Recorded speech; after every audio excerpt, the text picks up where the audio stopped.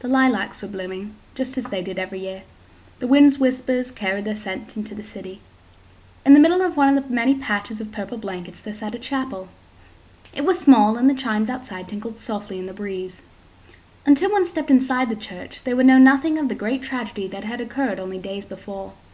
The sweet smell of lilacs made you forget all sadness, but for one girl, they made her remember nightmares. She sat quite still in the front pew of the chapel. She was alone, and to her the soft tinkling of the chimes was a comforting noise. The curtains in the chapel were long and black in mourning. As a light breeze blew and the girl stared down at her hands, the curtains opened slightly and the sun shone in, making dust in the air visible. A candle in the front blew out. It was a candle next to a casket, or rather 3 caskets. A mother, a father, and a brother slept side by side, never to wake. The girl had sat in the chapel 4 times that month, all for funerals. Each time, family members had moved from the pews to the caskets up front. She had cried at first when death was new, but now it seemed almost routine. She closed her eyes, head still down, and clenched her fists, almost as if wishing. To her surprise, the door of the chapel opened, letting in another flood of light. The smell of lilacs became stronger. A man who looked much younger than he really was entered the chapel. He wore a trench coat despite the warmth of a new spring. He had a limp in his step as he made his way down the aisle towards the girl.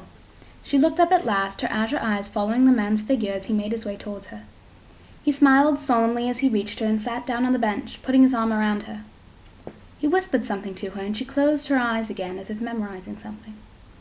He sat back up and they stayed together in a solemn silence. The old man finally stood up and walked back down the aisle, not giving the girl another glance. He would see her soon enough. The door opened and closed again as the chimes still tinkled faintly. The girl looked up at the circle of candles on the altar, and, almost as if she willed them to, they all went out at once. Her eyes widened. In the center of the candles a blue orb of light had appeared, sending off blackened sparks. It was floating and steadily growing larger. As it grew to be about the size of the girl's fist, it lifted away from the circle of candles and made its way toward the front pew. Her eyes followed it. The orb stopped when it was just a foot away from her heart.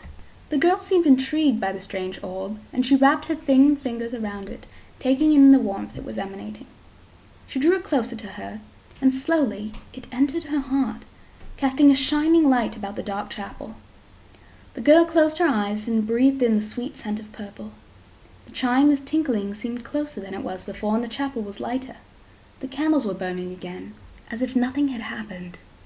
Far away in the city, the old man gazed up at the blue sky, and the lines around his eyes and mouth became crinkled in a smile. In the chapel, the breeze was blowing again, making the girl's black hair rustle and the chime's tinkling become higher. She took another deep breath filled with the smell of lilacs, and for the first time in many weeks, a tear slid down her scarred cheek, and a smile appeared on her delicate lips.